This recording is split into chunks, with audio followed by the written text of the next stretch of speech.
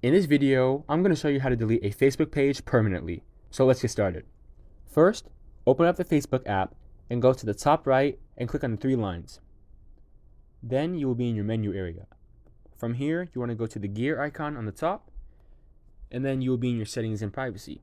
So now you want to scroll down, and under the Your Information heading, click on Access and Control. Now, you can deactivate, unpublish, or delete a page. So click on Delete, press on Continue, and then you don't actually have to answer these questions. You can just press on Continue if you want, and then you can download your information, go to Activity Log to see your stuff before you permanently delete it. So click on Continue, and then you want to enter your password for this account, and then once you do that, press on Continue, and you will delete your page. Now, if you log in between 30 days, you will still be able to recover it just in case you accidentally deleted it or want to get it back later. If you found this helpful, please consider subscribing and leaving a like.